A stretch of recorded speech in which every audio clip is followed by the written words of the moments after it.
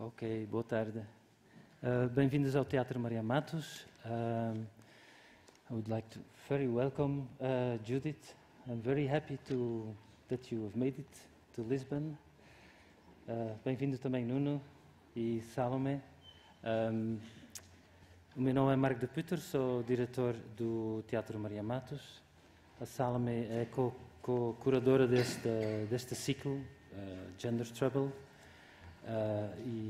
Obviamente, I will talk in Portuguese since you understand everything. So she really understands Portuguese. It's really amazing. She reads all the text in Portuguese. Anyway, so umas coisas muito rapidamente.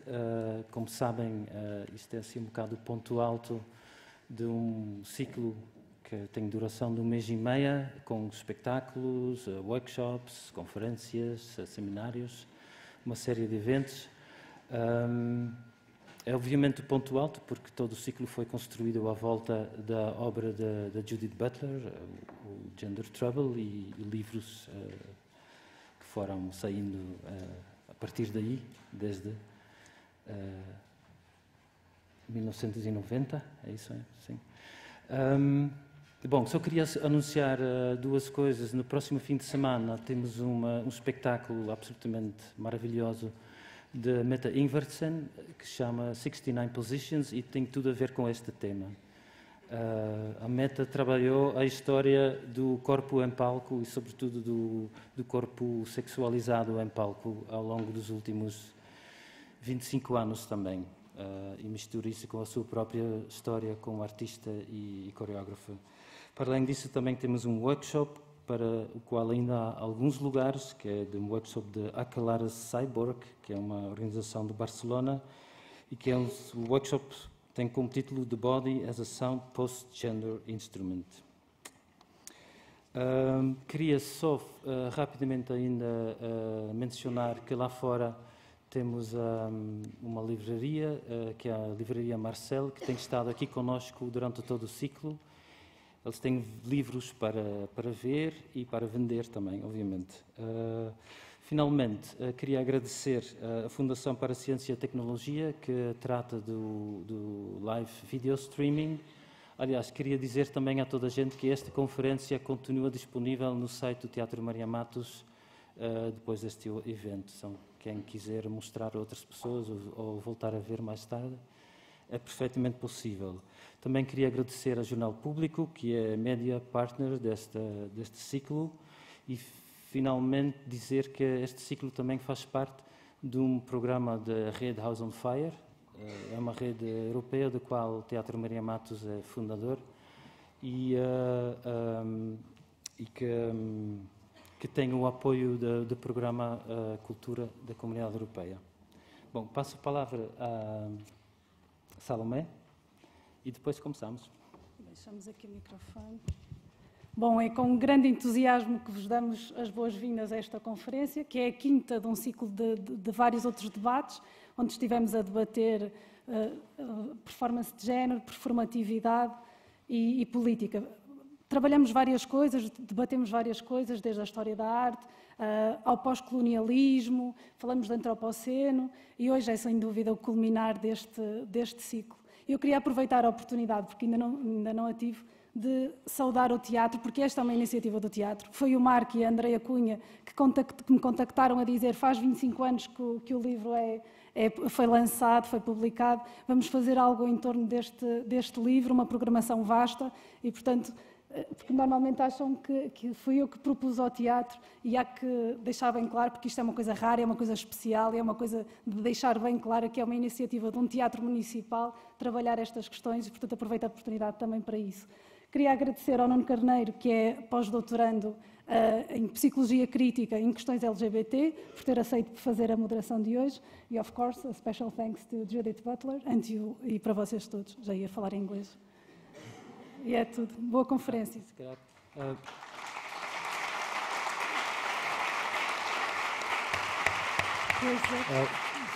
Queria só anunciar mais uma coisa, é que temos agora, obviamente, a conferência da Judith e a seguir há espaço para perguntas e respostas da sala E a seguir há uma sessão em que o Judith se disponibilizou para assinar livros. Quem quiser.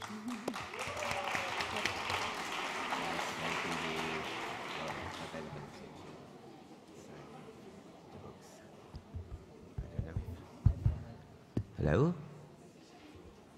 Can you hear me? Okay. Well, of course I'll be very, very short because no one wants to listen to me, and well, welcome everybody, of course, to this conference named Why Bodies Matter. And first of all, I would like to thank the kind and very, very prestigious invitation to moderate the conference. In fact, Judith Butler needs no presentation, but I will read a short biographical note she sent to us, okay? Judith Butler is Maxine Elliott Professor of Comparative Literature and Critical Theory at the University of California at Berkeley. She is the author of several books, including Gender Trouble, Feminism and the Subversion of Identity, Bodies That Matter, Undoing Gender, and Precarious Life. She is well known as a feminist, queer, and gender theorist who also published in the fields of nonviolence, ethical philosophy, and radical democratic politics. Like Mark said, after Judith's presentation, we'll have 30 minutes to collect questions from the audience. And please, because we are in a theater, and so we have strong lights, and please put your hands in the air, okay? Otherwise, we can't know how many people are to make the questions. And so, Judith, I know that all of us, we must thank you so much for being our Judith Butler, okay, for having Traveler, and of course it was nice, Judith Butler, and the theater is now yours. Okay, thank you so much. Thank you. Okay.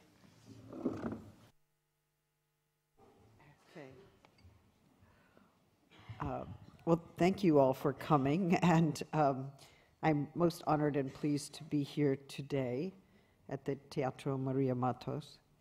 And I thank you for celebrating the anniversary of Gender Trouble, the 25th anniversary, with all of these very interesting performances and conferences. I'm particularly grateful to my generous hosts who made it possible for me to come here quite easily. Now, I am, of course, the author of that book, but I have changed in the last 25 years, and the book has taken on a life of its own.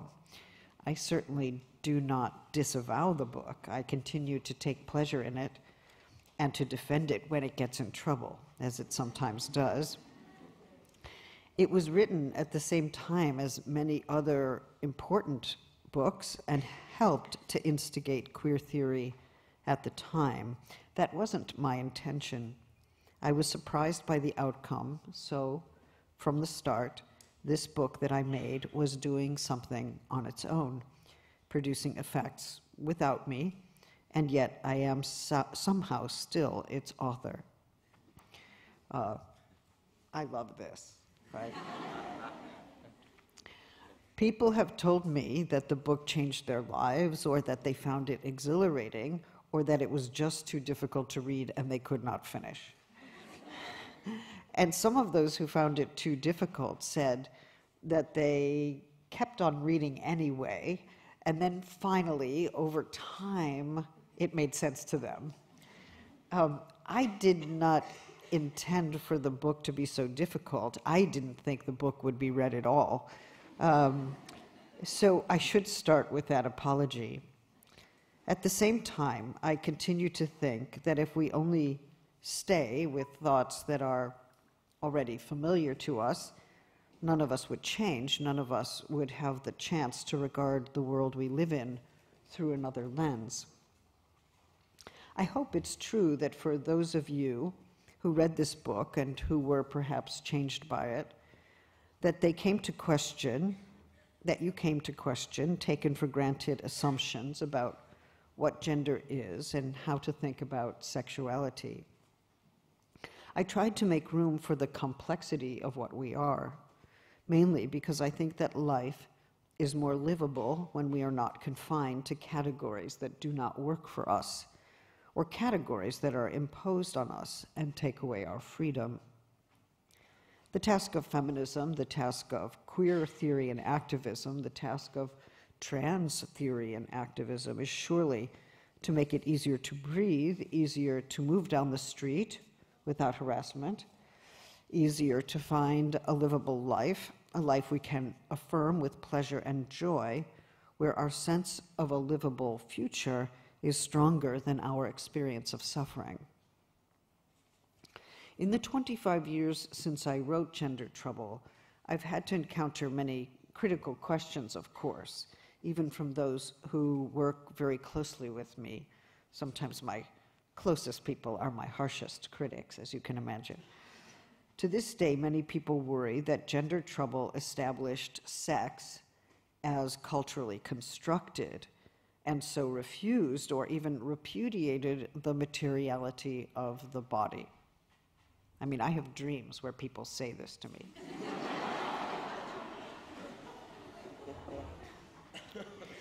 How do we answer this criticism?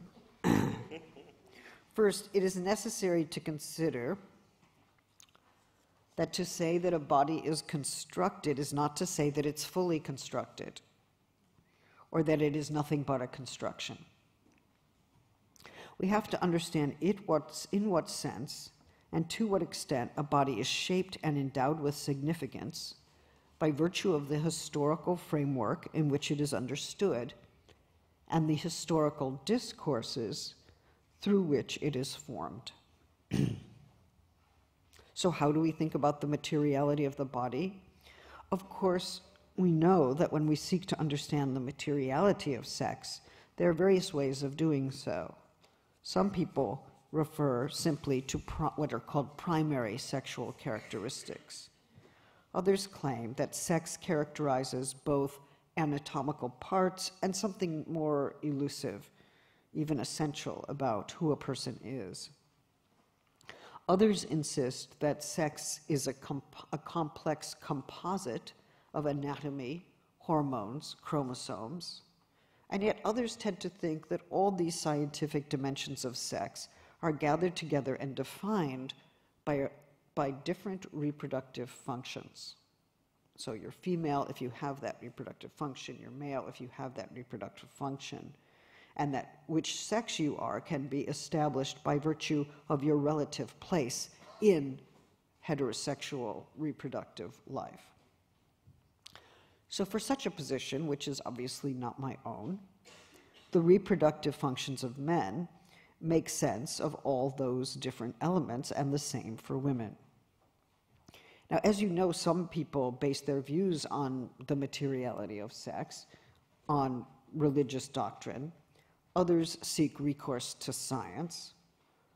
And as you probably know, religions do not always hold the same views. Even people within the same religion do not hold the same views. And of course, scientists are also involved in disputing their paradigms. They have conflicting paradigms. So we can't find absolute consensus among scientists on this issue either. So I would suggest that there are two major challenges to this way of thinking that assumes that the materiality of sex is linked to reproductive function. First of all, not all sexed bodies are reproductive, which is to say that some people are not yet of an age where reproduction is possible. Some people are past the age when reproduction is possible. Some people were never capable of reproduction, and others never wanted to reproduce and have led lives without reproducing and are very happy. Are we to say that that whole population of everyone I just named is not sexed?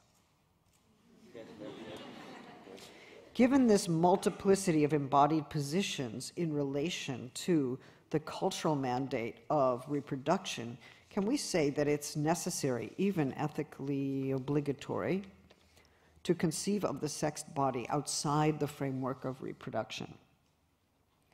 After all, sexual reproduction is only one way of organizing and understanding the sexuality of the body. If reproduction becomes the only framework within which we think the sexed body and its materiality, defining all its possible constituent elements in light of their possible or actual reproductive function, then what have we done? We have ruled out the possibility of a sexed body and a sexual life that has no relationship to reproduction. And if we enlarge the paradigm of sexuality within which we think the sexed body, does that sexed body appear differently? In other words, which organs are now sexed? And how do we think of both sexuality and the sexed body outside the framework in which its very materiality is conceptually constrained by the reproductive function? And what are we talking about when we say its very materiality is conceptually constrained by the reproductive function? We're saying its matter is defined by what matters about it. We have only to look to the history of science to see that the very definitions of sex have changed throughout the centuries, and that even now historians of science have spirited arguments about how to identify sex-determining genes, to what extent the genes are determinative of sex, whether they're only determinative in interaction with other kinds of physiological or hormonal elements. International athletic associations argue about testosterone levels that establish someone as capable of competing in women's sports, and they have big debates. And we can think about the case of Caster Semenya from a few years ago. Those hormonal levels vary quite significantly among women. Sometimes they raise the question of whether someone identified socially as a woman can compete in women's sports. There are chromosomal variations as well that affect up to 10% of the population, so that's hardly a clear criterion for sex determination. We surely do say, or at least most of us say, that there are material differences between the sexes, but at the moment in which we talk like that, we're always implicitly referring to one historical version of materialism or another. In other words, we do not deny the generality of those material differences, even though, given the variations and exceptions and the importance of intersex, it would be a mistake, even a form of cruelty, to call that difference between the sexes universal. Even at this most obvious moment, the one in which we declare the reality and materiality of two sexes, and everybody feels much better, right, because we've just made it obvious, we're already in a discursive field disputing what we mean and which meaning ought to prevail, because we could all agree that there are two sexes and those differences are material, and we could end the conversation there. But the minute I start to ask you, and by the way, where do you locate that materiality? How do you describe it? The minute we start that, we tend to be not on common ground. Maybe some common ground, maybe not. Actually, what we are in those moments, we're in history. In other words, we're working with historical discourses that are available to us and seem very obvious. Finally, I think that the empirical sciences that seek to establish the body as a discrete empirical phenomenon, one that can be studied as an isolated entity, sometimes fail to understand the body as a living being, or to distinguish adequately between ways of living, even ways of dying. If the body, and if a body is living, as I suggest, it's living in some way, already embedded in cultural relations, in historical discourses. Indeed, can we know the life of the body without understanding in what way it's living? If the body is only treated as a positive and discrete entity, measurable, verifiable, we can gain certainty about its existence. We can even do a medical diagnosis if we're trained to do that. But what we've done with the body is reduced it to a materiality that conforms with a positivist way of seeing. Have we at that moment lost sight of the relationships in which the body exists, which allow the body to exist, the relations without which no body can exist? What if the body is a dynamic field of relations, always dependent and interdependent? What if the body is aging, living, falling in love, falling ill, dying or dead? What if it's recovering or flourishing? Does it matter which modality that living being is in when we talk about the life of the body? How do we understand that temporal dimension of embodied life if we remain restricted by the positivist account of the body as a material fact? It's true that we name the body differently depending what discourse we use, depending what language we speak, what purpose we want that body to serve, or what social significance it may have. And indeed, reproductive functions are part of the dominant ways in which we order bodies, at least in relationship to sex. Perhaps what we call the body's materiality is what constantly escapes whatever name we might give it. There is no one name for the body, so whatever the body is, it is never captured by any particular name. Is it there, elusive, persistent, and yet finally what may be most uncapturable by discourse? This is not a way of denying that the body exists. On the contrary, it's a way of saying that no matter how adamant we are in our claims to know and seize and verify and produce the material body, we are bound up in a discourse that cannot claim to be the only way to understand what a body is, what a sexed body is, and how it means. Bodies live on, sometimes as a living being, sometimes not, and we seek to give a name to that which can never be fully or finally named. The body perhaps is the name for our conceptual humility, the limit of our conceptual schemes. Perhaps it is the site of our linguistic failing. Oh, why do we concern ourselves with such theoretical questions? What brought you out of the beautiful sunny day into this dark cavern to listen to this?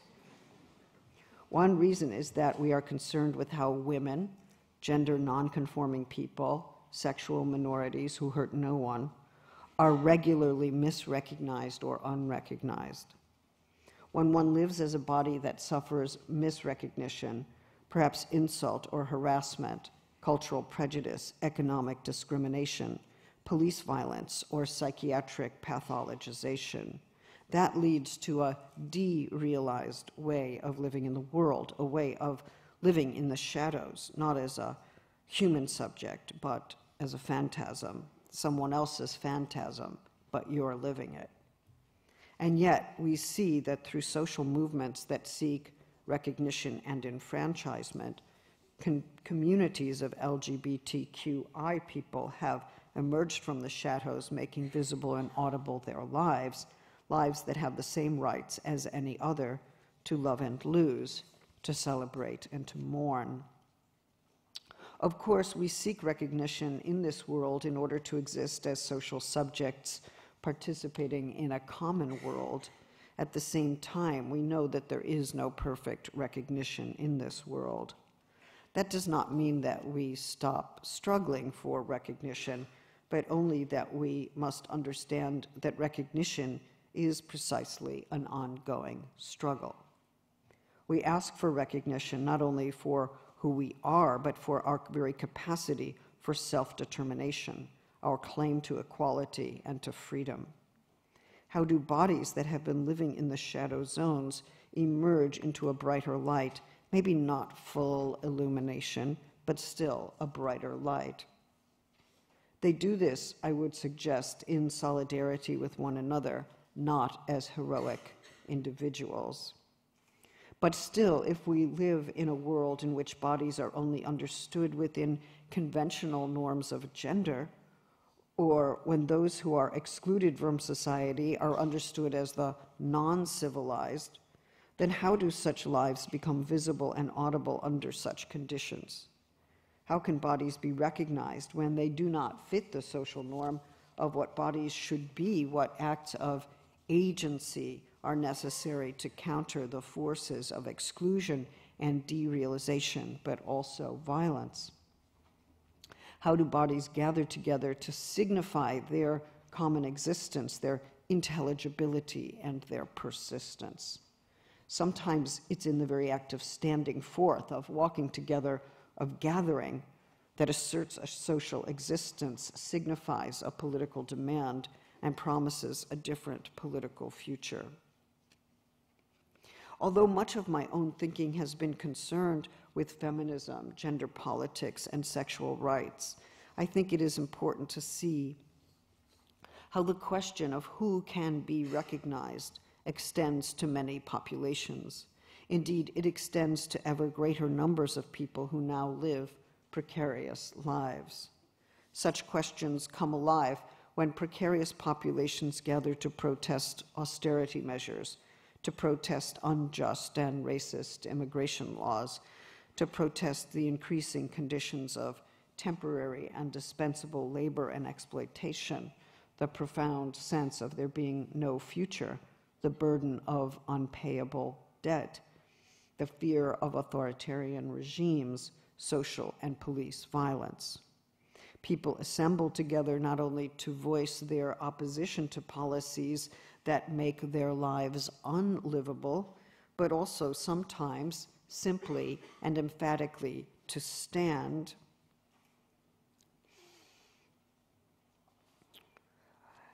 together in public, more illuminated than before, to draw attention to those specific bodily lives that suffer when shelter is not available, when food sources are unequally distributed, and when basic sustenance and health care is not accessible and not affordable.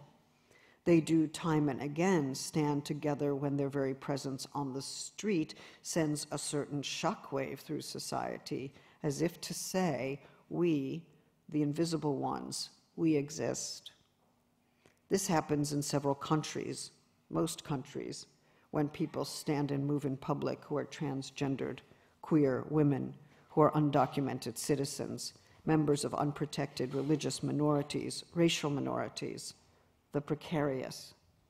Although there's always a risk of being harassed or hurt or killed when they assemble, as we have seen in many of the major demonstrations in Europe, in Turkey, in Russia, and recently in Iguala, Mexico.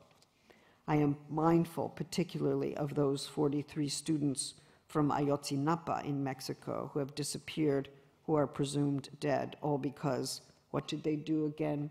They assembled to protest austerity measures at their university, and they sought to commemorate those who stood bravely before them, protesting austerity measures, and were killed, and they were killed for that. So when we think about those students, to mourn their loss and to demand justice in their name, we are aware, I believe, that they were disappeared. Why? Because they assembled, because they invoked and exercised in a bodily way the right of association, the right to assembly, the right to speak their views. In English, we say they put their bodies on the line.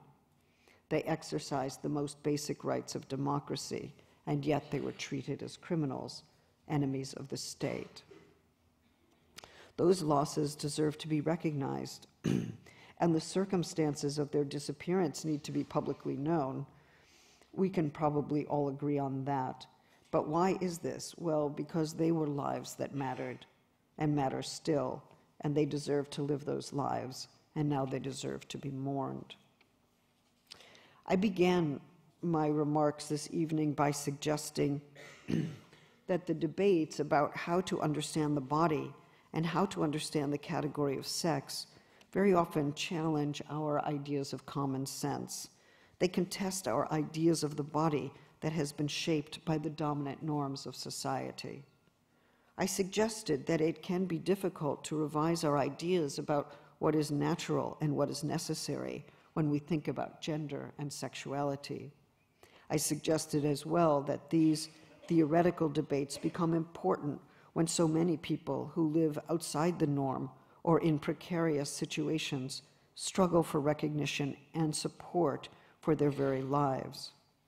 Indeed, I have spoken about at least 3 different groups, though they are sometimes overlapping: women, gender and sexual minorities, precarious populations, as well as those who gather openly to exercise their democratic rights, even when that means taking the risk that they will suffer violence and that they will die.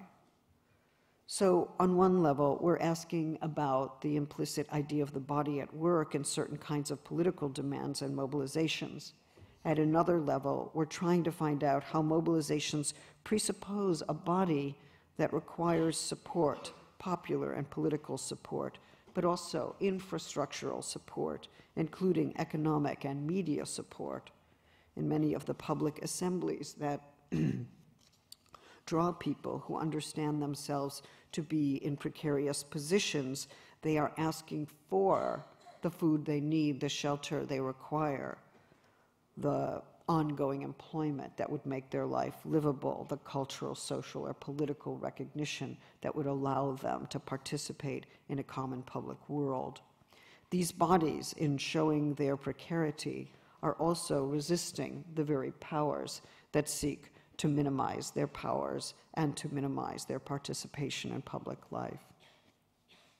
Of course,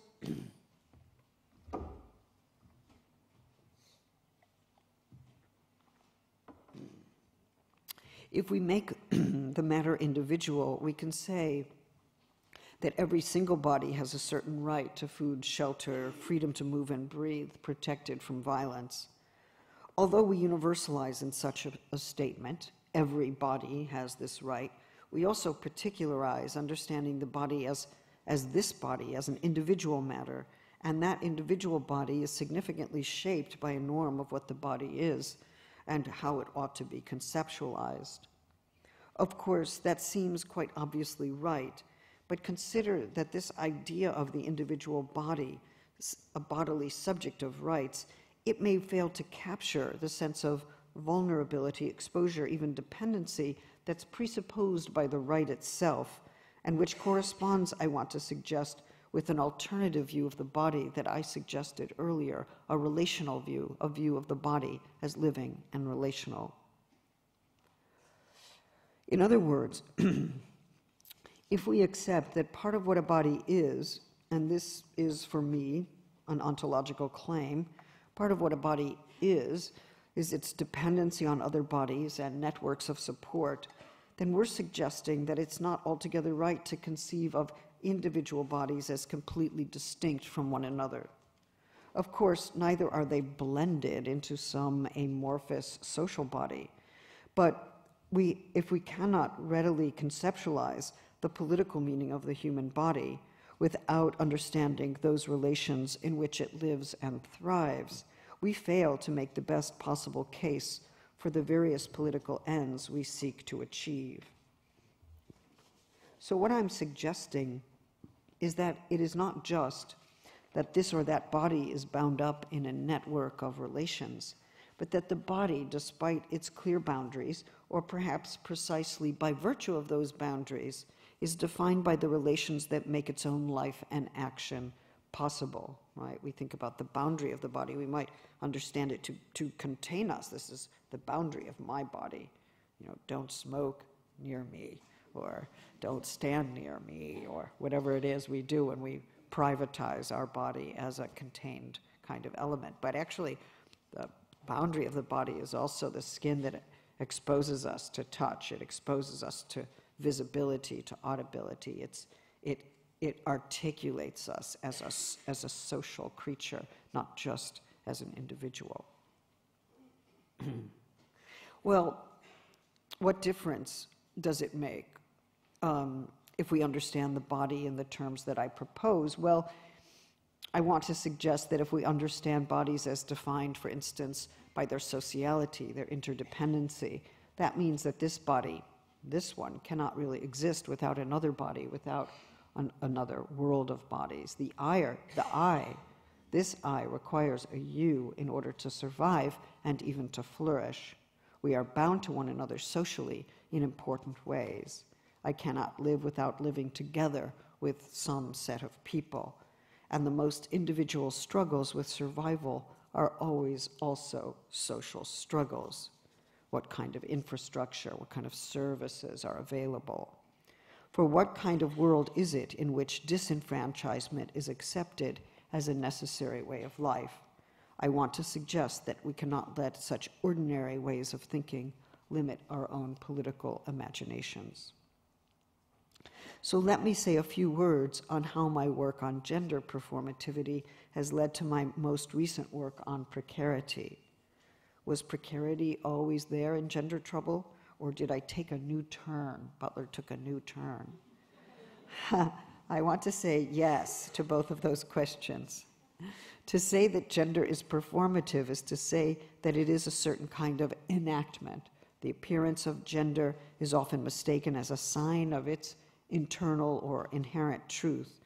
Gender is prompted by obligatory norms that we materialize in our daily life, or we fail to materialize in our daily life, or we materialize in ways that we weren't exactly supposed to do. But those obligatory norms demand that we become one gender or another, usually within a strictly binary frame. The reproduction of gender is thus always a negotiation with this norm, this obligation, this exercise of power. There is no gender without the reproduction of norms that risks undoing or redoing the norm in unexpected ways, opening up the possibility of a remaking of gendered reality along new lines.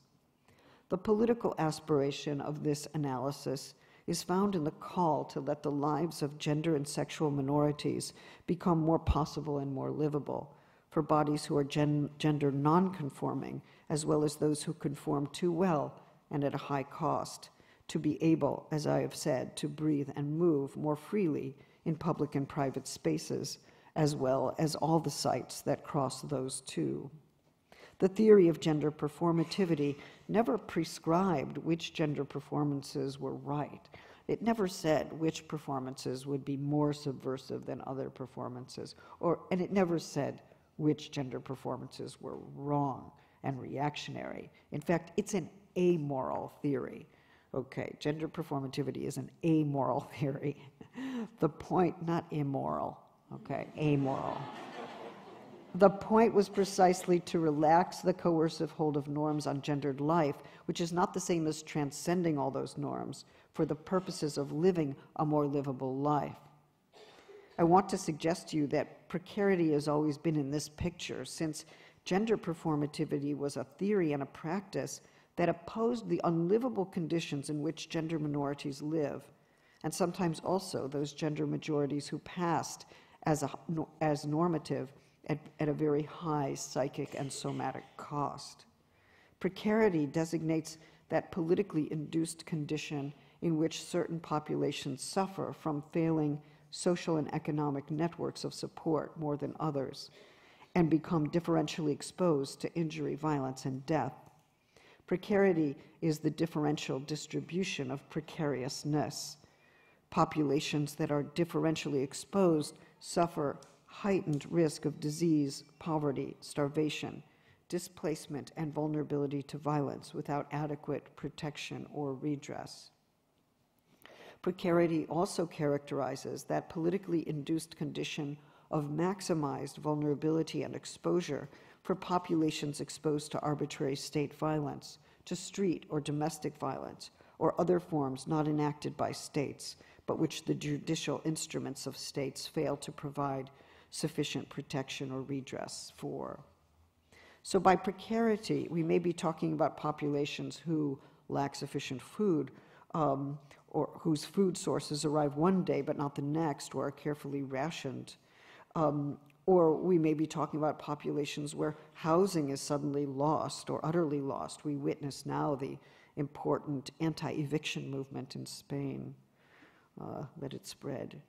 We might also be talking about transgendered sex workers who have to defend themselves against street violence and police harassment, or we might be talking about the gay, lesbian, queer people in Moscow who were just recently beaten up quite brutally by the police for doing what? For assembling and trying to celebrate gay pride.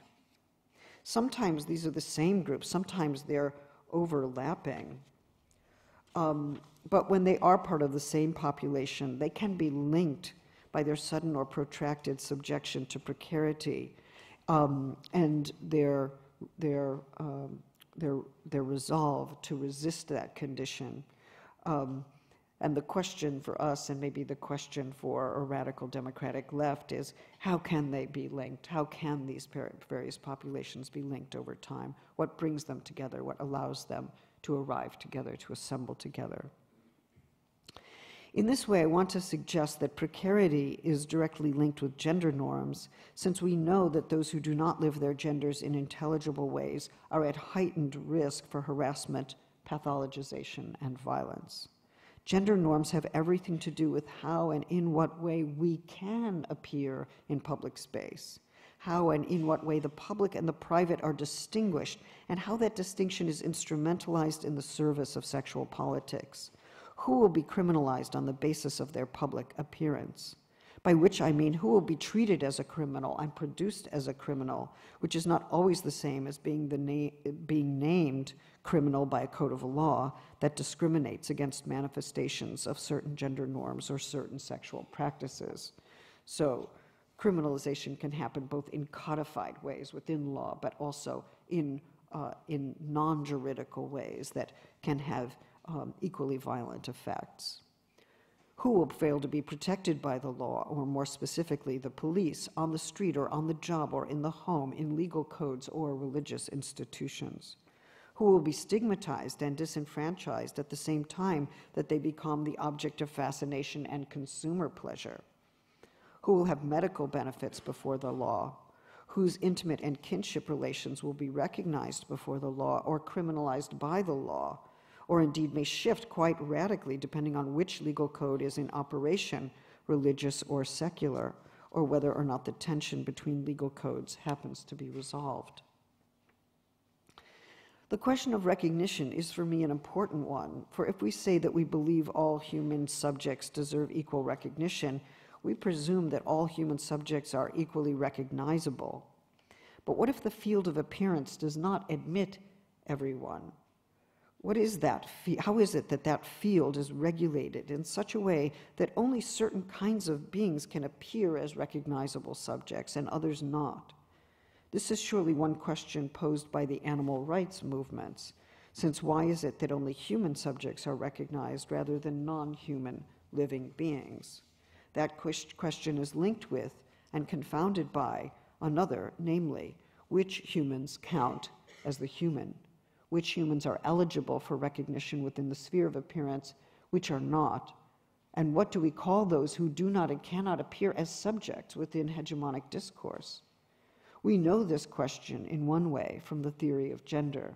There are sexual and gender norms that condition what and who will be legible and what and who will not, and that expose those who fail to register within intelligibility to differential forms of social violence.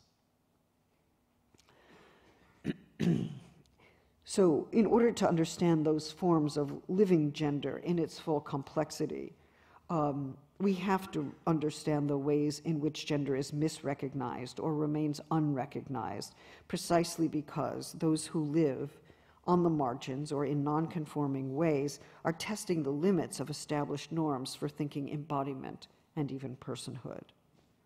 Are there forms of sexuality for which there is no good vocabulary, precisely because the powerful logics that determine how we think about desire, orientation, sexual acts, and pleasures do not admit of certain modes of sexual pleasure, practice, or orientation? The performativity of gender is bound up with the differential ways in which subjects become eligible for recognition. Recognition depends fundamentally on whether there is a media, a form of presentation in which the body can appear. This is another reason why the aesthetic domain and the theatrical domain is so important for contesting the arbitrary limits that are imposed on the field of appearance. Even though something called full recognition is a fantasy, and one that locks us into a certain phantasm of who we might be or should be, certain ways of being deprived of recognition surely also threaten the very possibility of persisting. To be a subject at all requires first finding one's way with certain norms that govern recognitions, norms we never chose. And so, if we cannot find our way within available norms of gender or sexuality, or we only find our way with great difficulty, we are exposed to what it means to live at the limits of recognizability. To exist at such a limit means that the very legibility, the very viability of one's life is called into question, what we might call the social ontology of our persistence. In some standard liberal discourses, subjects are thought to be those kinds of beings who come before an existing law and ask for recognition within its terms. But we have to ask a prior question: what makes it possible to even come before the law, to appear before the law, to have the status of one who can appear before the law? Kafka asked this question, by the way, in some rather good formulations. One has to have access or status. One has to be able to enter into a space to appear in some form. And here we can think about the situation of undocumented workers, or those whose status is criminalized from the start, but who require both rights and obligations, protections, and the powers of citizenship. So what is at stake when we seek to understand performative politics in its struggle from and against precarity? As we know, not everyone can take for granted the power to walk on the street or into a bar or even a restaurant. To walk on the street alone without police harassment is precisely not to walk with the company of others and whatever non-police forms of protection that supplies. And yet when a transgendered person walks on the street in Ankara or in McDonald's in Baltimore, there's a question of whether that right can be exercised by the individual walking in alone. If the person is extraordinarily good at self-defense, perhaps it can. If it is in a cultural space where that is accepted, it surely can. But if and when it does become possible to walk unprotected and still be safe, for daily life itself to become possible without fear of violence, then it's surely because there are many who support that right, even when it is exercised by one person alone. So I may exercise it, but I can only exercise it effectively if I have the support of many. If the right is exercised and honored, it is because there are many there, even if they are not there, exercising it as well, whether or not anyone else is on the scene. Each I brings the we along as he or she enters or exits that door, finding oneself in an unprotected enclosure or exposed out there on the street. We might say that there is a group, if not an alliance, walking there too, whether or not they are anywhere to be seen. It is, of course, a singular person who walks there, who takes the risk of walking there, but it's also the social category that traverses that particular gait and walk, that singular movement in the world. And if there is an attack, it targets the individual, and it targets the social category at the same time. Perhaps we can still call performative both the exercise of gender and the embodied political claim to equality and the protection from violence, and to be able to move with and within this social category in public space. To walk is to say that this is a public space in which transgendered people walk, that this is a public space where people with various forms of clothing, no matter how they are gendered or what religion they signify, are free to move without threat of violence or threat of arrest.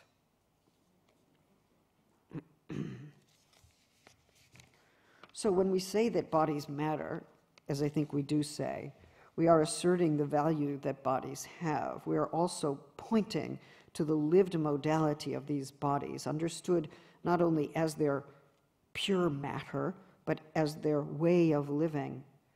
Matter, we might say, if there is pure matter, it's always organized in and through a way of living.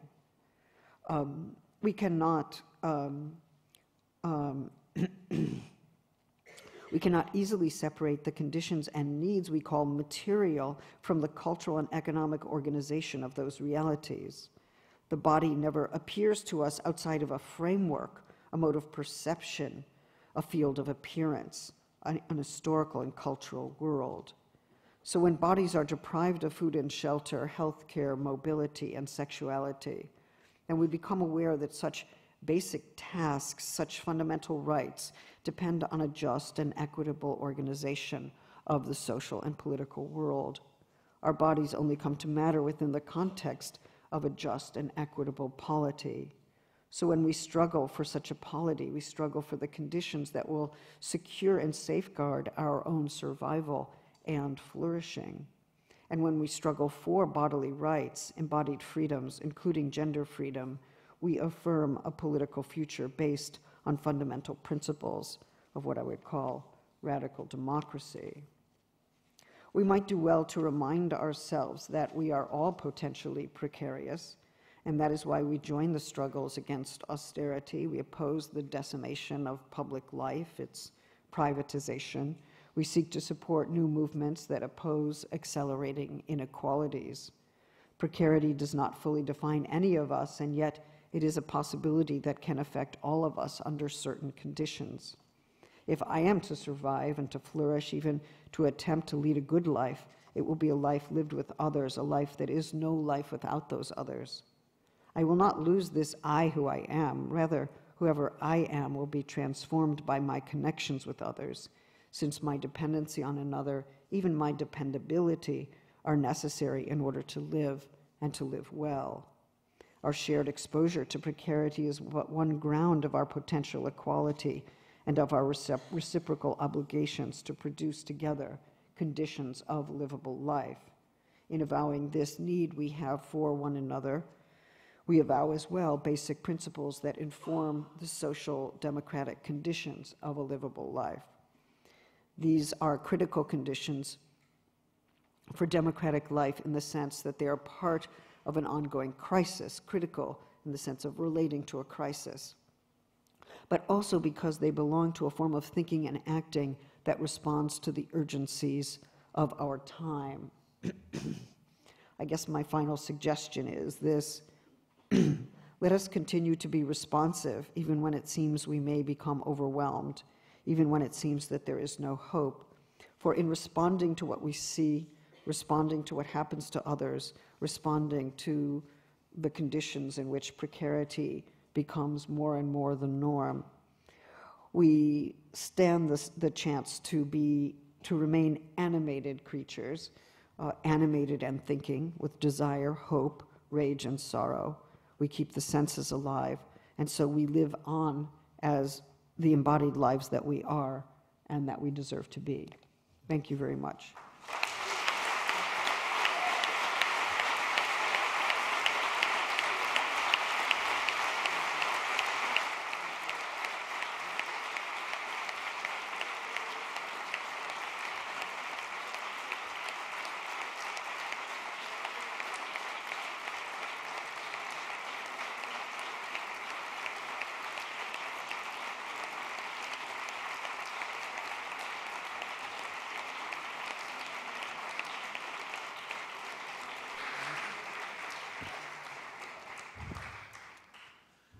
I'm sorry, can you please turn on the lights, because it's really difficult to see people from here, okay? Even it out a little here. Yeah, nice.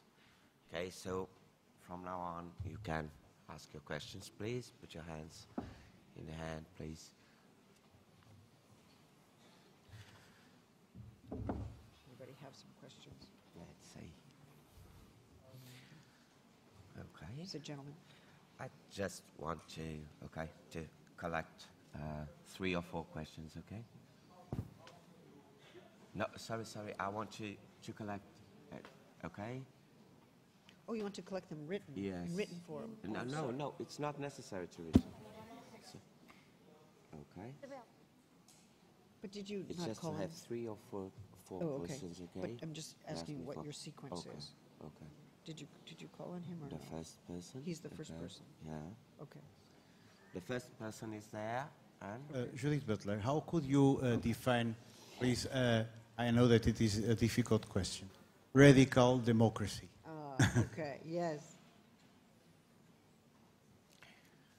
Another person, please. Oh, okay. Yes.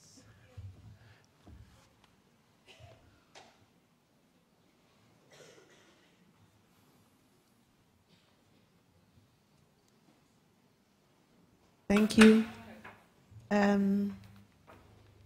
How do you think or feel that bodies in assembly can reconfigure or disturb what is accepted or considered the sphere of appearance? The sphere of Appearance.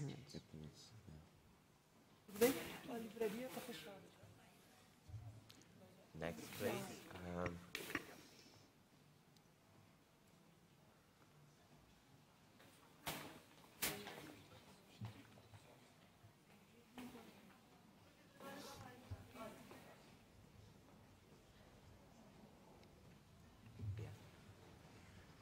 Two questions from people watching us online. The first one is, why gender trouble? Why not gender problem or gender issue? The second one is, how to fight the norm in this binary world. We need tools.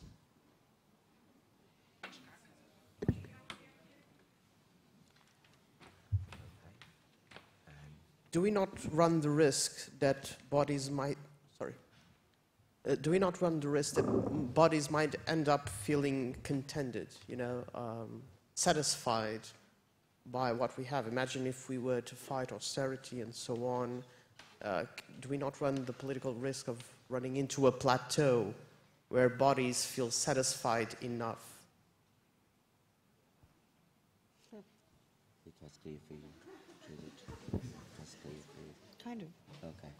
And please, finally, João, and then, if you want to, okay, Judith. Please, 4 or 5.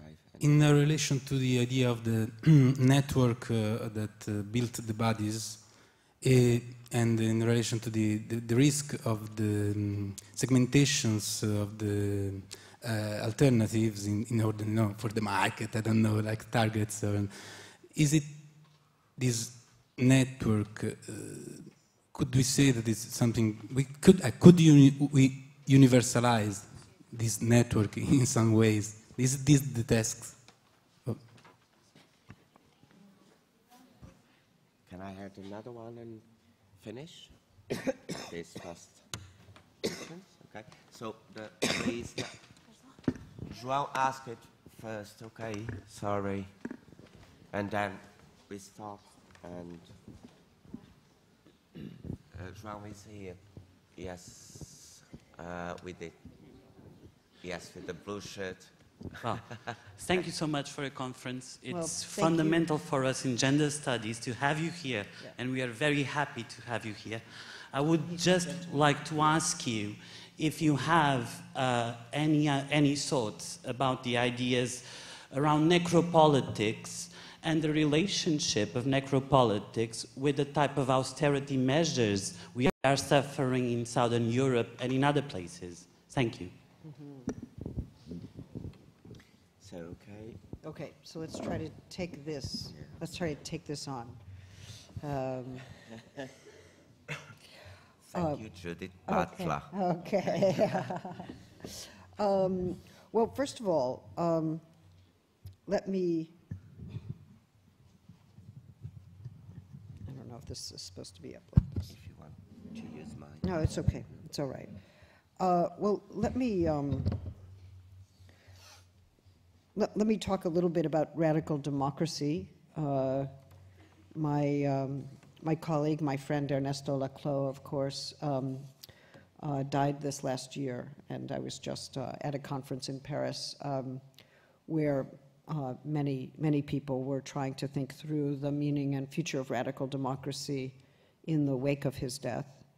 And although I had some interesting and wonderful disagreements with him, I think I do agree with him that radical democracy requires that we think about fundamental democratic principles such as equality and justice and freedom as open-ended concepts that are that have been established, and they must remain open-ended precisely because they have been established on false grounds, that is to say, on grounds that are exclusionary. Equality for whom? Freedom for whom? The Constitution of my country asserted certain liberal political principles for white men who owned property and claimed that they were that all the rights in the Constitution were universal, right? So we can see how the problem of universality has been implicated in radical exclusion and anti-democratic structural investments. So radical democracy, it seems to me, has to be willing to question the framework within which we accept settled ideas of what equality, justice, and freedom may be. So when people started claiming that they were mobilizing for gender freedom, there were others who said, well, that's not really a domain of freedom. Even Hannah Arendt would say that's not a domain of freedom. Right? Gender is a fact, it's given. Gender is a historical situation that is, or a biological situation, or something that's given. It's not made, it's not an exercise of freedom. But so when people came forth to say, no, this is an exercise of freedom, that meant we had to rethink our concept of freedom. Our concept of freedom had excluded the possibility of conceptualizing gender freedom. Now, you could come back and say, well, that's too much, or that's the wrong kind of freedom, or I don't agree with everyone who lays claim to freedom in that way. And then we have a dispute. We have a hegemonic debate about, you know, which view is better, which view is right, which view ought to hold. I sat next to a French politician once, kind of against my will, and he said to me that, well, gay, lesbian parenting, that's okay. I don't see why they can't be parents just because they're gay or lesbian.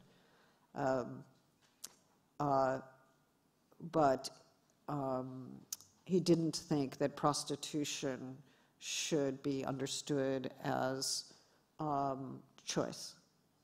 And he didn't think that surrogate motherhood should be accepted because that puts that puts the womb into market relations, right? So he was willing, and I'm not going to take a big stand on these things, although I am in favor of the enfranchisement of sex workers, and I do think they choose under the conditions that they choose. Okay, but here's the thing. I do think that that when these kinds of issues emerge, right, it's not just, okay, shall we extend our given idea of freedom to this new claim, this new movement, this new mobilization, and if we do extend it, whoever we are, do we have to rethink what we mean by freedom? In other words, has our idea of freedom excluded, by definition, certain populations that are coming back and actually demanding a rearticulation of the concept? So I am, in general, in favor of a notion of radical democracy that also would involve the radical reorganization of the economy, and would prioritize social democratic rights and obligations in a way over and against privatization and the decimation of such possibilities under neoliberal regimes. Similarly, if I can just move to the necropolitics question, I think that Achille Mbembe is clearly right to have us supplement our idea of Foucault's concept of biopolitics with an idea of necropolitics. Because for Foucault, of course, biopolitics focused on the management of populations, and he was more interested in how populations were divided up and how they were contained, or how their interests were separated from one another, or how bureaucratic control or administrative power operates to discipline subjects in certain kinds of ways. Of course, Foucault did talk about those biopolitical policies that let people die, right? It was a very important formation, that let people die. So they didn't actively kill them, but they let them die. And I believe that what Mbembe has done is actually taken this moment of Foucault and read it through, say, Fanon, read it through post-colonial theory, in order to think about how the management of populations is also about preparing certain populations to die, or letting certain populations die en masse. So we see that, for instance, in the treatment of disease, but we see it, of course, most flagrantly in the boatloads of hopeful immigrants who are left to die in the Mediterranean. Odd that the European governments and the EU would let that happen, given that there's all that expensive property along the coast. No, where are those bodies going to wash up, right? Like right in the middle of the most expensive resorts. Okay, sorry, that's just my little fantasy, I guess.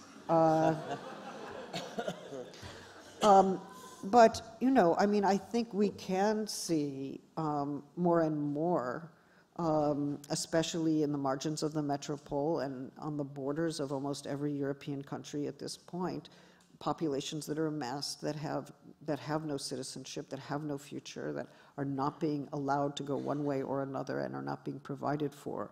I think more broadly, this is an example of the necropolitical extension of Foucault's theory. I think austerity measures, I mean, I think we have to think about austerity measures as producing populations with unpayable debt,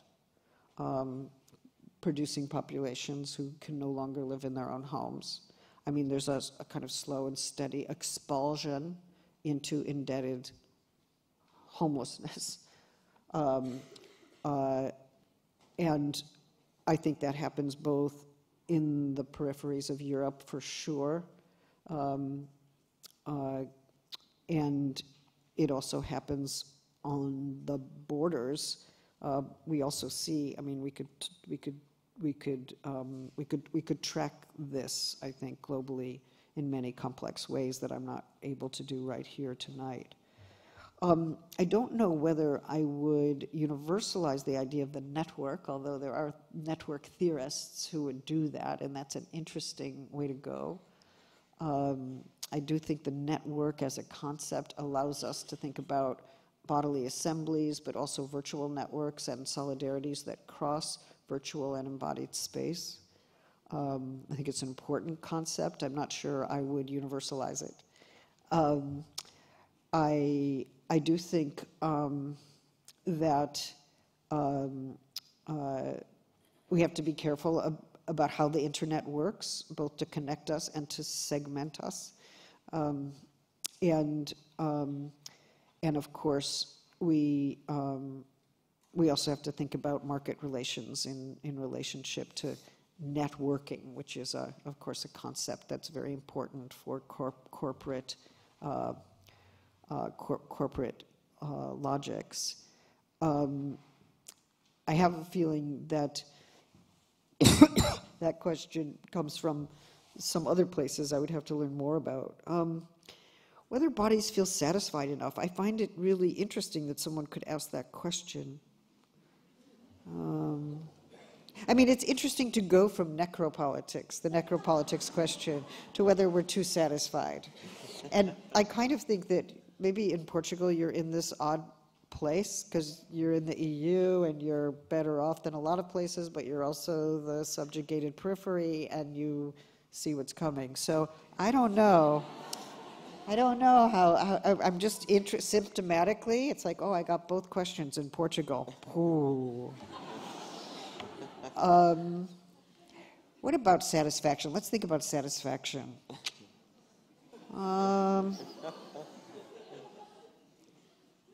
I don't really care so much about satisfaction. It's interesting. As a concept, it's not something that I think about or theorize or call for, like we deserve satisfaction. I used a different language, which is more about surviving and flourishing or persisting. And I think maybe there's a little Spinoza in my thinking, but I hate to say that because I know the Deleuzians will come in. But I read Spinoza before Deleuze, so just, you know, the ethics, okay, Spinoza's ethics. So here we go. But I think maybe ongoing desire, right? I think the desire to desire, maybe the Lacanian idea is a good one here. What do we need? Do we need the satisfaction of desire? Do we need our bodies to be satisfied? Do we need consumer satisfaction? I don't think so. I think we need a certain sense of support and future for desire, that we might be creatures who can continue to desire, whose desire to desire has not yet been destroyed. How do we fight the binary norm? Well, I think we start with the idea that there are vast numbers of people who live outside the binary norm already. In other words, it's just a question of linking those people and getting them together in some pretty well-organized ways. And it pains me that sometimes I see feminists who struggle against the trans movement, or I see trans or gay, lesbian people who are struggling against feminism, or groups from any of these who are not yet connected with other people who are living outside of normative gender, but who are primarily dealing with poverty, or primarily dealing with literacy, or mobility, or basic rights of citizenship. So the real question is, at what point do we produce agonistic alliances, alliances among those who may not utterly love each other, for the purposes of not only contesting binary gender, which does do violence to so many people, but also taking from that critique the idea that there has to be support for greater embodied complexity in life, and thinking about the body and how it does suffer from social norms, not just from social norms, but also from the threat of violence. If that became the site of a certain kind of alliance, it seems to me we would be articulating in new ways. So let's not only contest that, but also contest in general the violence that norms can do, or the violence that those who are non-conforming do experience when they are without adequate support, or in hostile cultural and political spaces. How bodies in assembly can reconfigure the sphere of appearance. Well, it's funny. Some of these figures became queer by virtue of being in the line. In other words, I mean, I love it that Barbra Streisand's there. I don't have any problem with that. And why not? She is campy, right? She is super campy. But when you finally have her there, kind of subtly at the end of a row that includes, I don't know,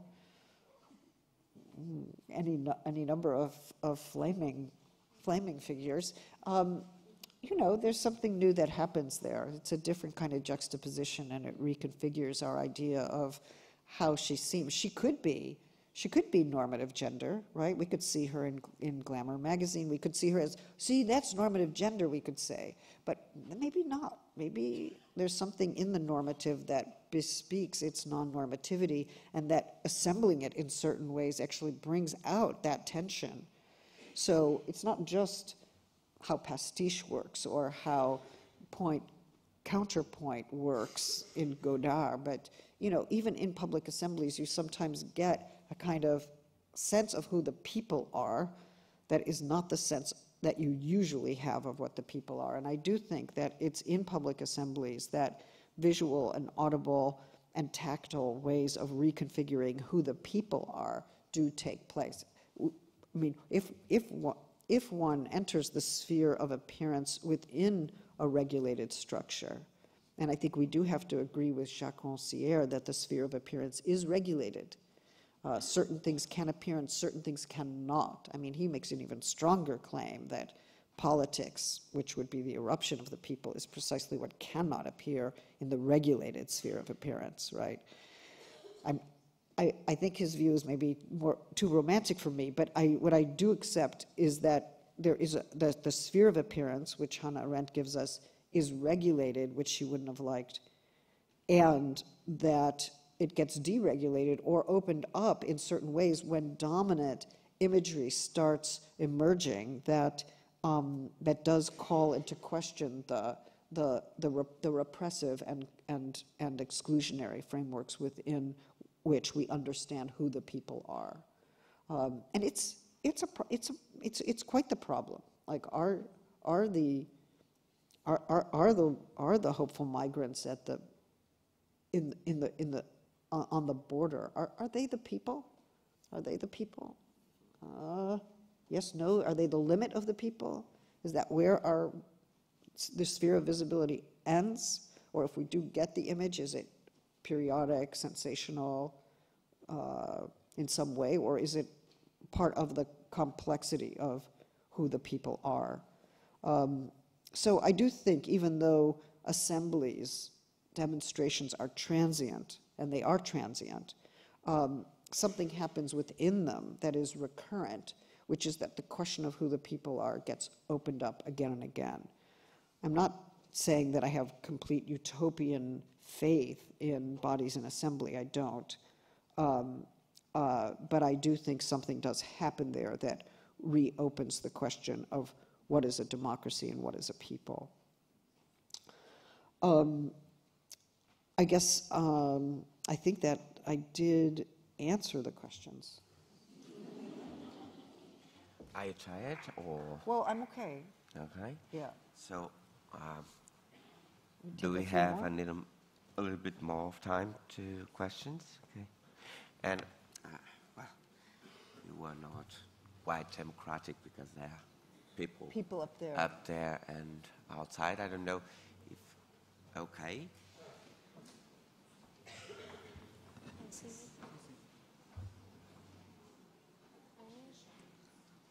Obrigada. I would like to make a question about the conflict that sometimes exists between feminism and the trans community. I hope this doesn't come off as confusing, but it is a little bit confusing for me, so I'll try to frame this in the best way possible. So we have these two ideas. One idea that gender is a construction, and one idea that a polar opposite idea that gender is not a construction, is an inherent truth, that you are born in a way. How can we conciliate the idea that gender is in fact a construction, but at the same time be supportive of the trans community? Mm-hmm. How can we frame a discourse theoretically and in practical terms that we can be supportive of the trans community, but at the same time we can't believe that gender doesn't exist? Oh, well, I thank you for that question because it's going to help me clarify some things. And I'm aware of this debate in these terms, but for me, to say gender is a construction does not mean it does not exist. It exists. It exists very strongly. It exists very pervasively. And I don't think we can live in a world in which we're suddenly without genders, or at least maybe we can imagine such a world, but given where we are historically, I can't imagine us getting there. And I've never said that what we need is a full nullification of gender. A lot of people really like their genders too. Let's keep that in mind. They're not about to give them up or change them much. Okay. But first of all, so I don't think gender is false or that gender doesn't exist. When we say it's a construction, what do we mean? Well, first of all, it's not chosen in the sense of an existential choice. We're assigned genders. And gender assignment is the first act of gender construction, and it's an act that somebody else performs. I don't perform it. Somebody else performs it, or a whole set of institutions perform it. This is a boy, this is a girl. Forms are filled out. This person is put into the world as a boy, as a girl. Okay, and gender assignment is the first act of gender construction. It is not chosen. It is the unchosen basis of gender construction. Now, many people feel that the assignment is simply wrong, that it's unlivable. And in my view, an unlivable gender assignment has to be changed. So when somebody says to me, this is fundamental to who I am, I must change my gender, they have my support. Now, what does it mean to say it's fundamental to who I am? That's where I am, to some degree, I'm willing to listen to the language people have for explaining their experiences. What I understand it to mean is that here is a sense of who I am that is so deep in me that if I must deny this, life as I know it is unlivable. Now, some people will say, oh, that means it's essential. That means it's true. That means your gender is not constructed. It's like, well, I don't know. How do any of us come to have that firm sense of gender? It's to some degree mysterious to me, but maybe it doesn't matter what account we give of how that comes about. Maybe that's not so important. Maybe what's most important is that when a person makes the petition that they want to be treated as another gender, or they are transitioning and want recognition for that transition, we offer them that recognition, because whatever it is, it's deeply felt and life is not livable for them without it. So for me, the conditions of livability are the bottom line. Gender Trouble was all about establishing and expanding greater conditions of livability for gender non-conforming people. That includes trans people. It must include trans people. For all the people who feel, for whatever reason, this gender assignment, this gender formation doesn't work for me. I can't live in it. It's not livable. So if we're talking about the claim to a livable condition, that's a claim that I accept and respect. And I would never take any other line. It's unfortunate to me that people do understand gender as a construction to mean either gender doesn't exist or we all choose our genders through some happy idea of freedom. I think, look, a trans person who wants legal recognition for the change and wants to get registered as, let's say, as a man or as a woman, I think that we would agree that that person ought to have the political freedom to lay claim to that change in a court of law. In other words, they ought to be able to exercise gender freedom in the precise sense that they are free to go to a court of law and get that change. And it is not just and it is not right if they cannot go to a court of law to get that change, and if a court of law refuses to recognize them, or if a medical establishment refuses to recognize them. So they're laying claim to a certain freedom, even though what they are feeling is so fundamental. They certainly don't feel like they chose the feeling. They didn't choose this condition of livable life, which is what is driving them. But they do choose to come forward in public, to the law, to the medical world, to the psychiatric world, to religious establishments, and say, I deserve full recognition, and anything less is not acceptable. So at a political level, it is an exercise of freedom, and it is one that I accept and that I affirm. Anyway, I hope that's clarifying. I'm rather unambiguous in my view there. I don't know if we can go on. Okay, maybe we're done. You want to Yeah. rest a little bit? Okay. I don't know. Okay. Are we at the end here? Okay. No, you just tell me. Yes, I don't know. I think there's just one more question. Should we take one more question? And then can we finish? Yeah. Okay.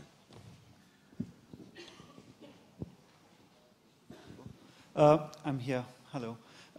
So I noticed when you spoke about the right of sex work, there was a silence on surrogacy, and I was wondering if you could maybe elaborate on that. And I'd just like to tie it in as well, is while we may recognize political rights for persons, political rights for persons to demand or to be recognized in the body they feel that best represents them. Very often, this consequent changes, the lifestyle, let's say the medical changes that would be required, are unavailable to persons outside of a certain sphere in the globe, right? So as one, and this could be, and this perhaps gets a larger dimension when we're talking about surrogacy, where very often surrogacy is used by persons in the north, and they contract the womb of a woman in the south, right? So I was wondering if you could, I know I'm being a little incoherent, but if you could maybe tie these ideas together.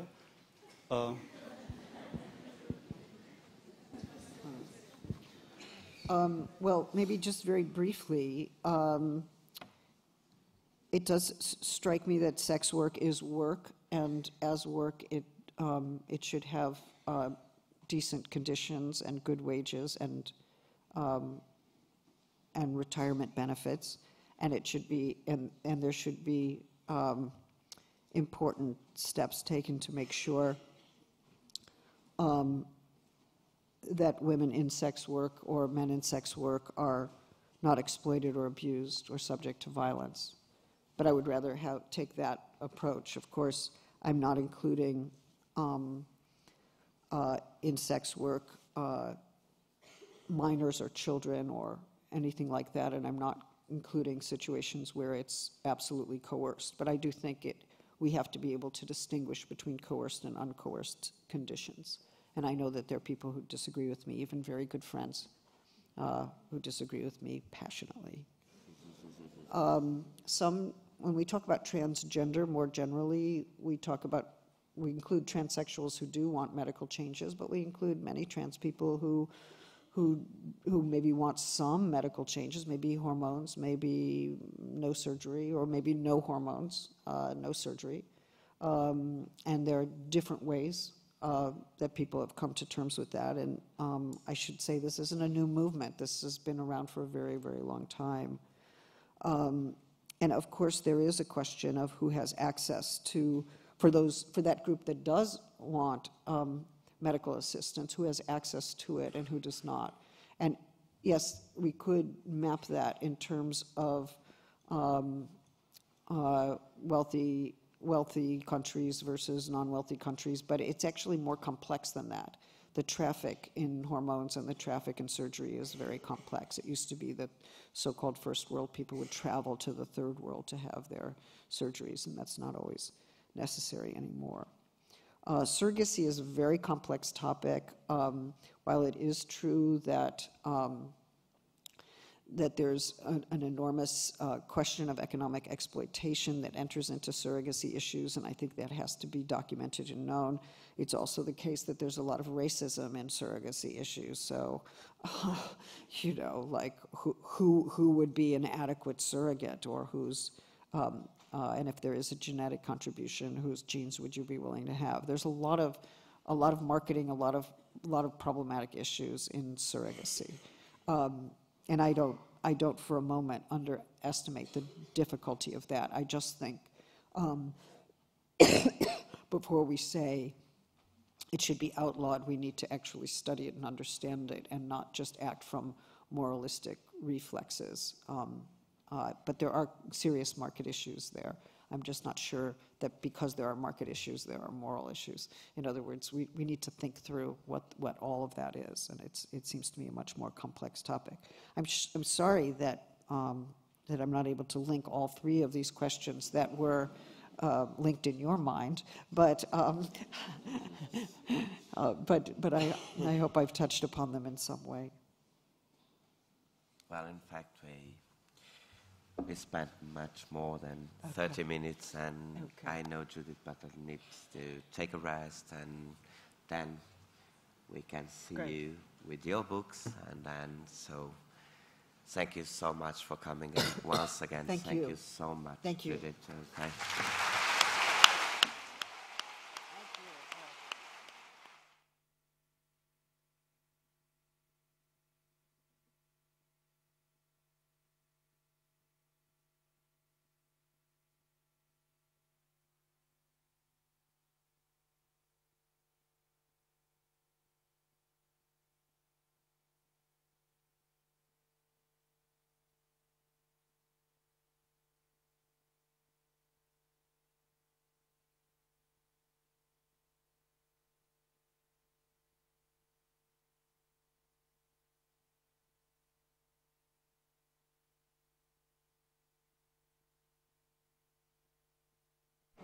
Yes. Maybe we'll, Judith, if you are fine with this, we can organize the book signing now. Yes. So people who want their copy to be signed, they can come up here. I just wanted to say one last thing that I forgot to say. I've said it at all conferences, but this work was made by João Pedro Val and Nuno Alexandre Ferreira. So.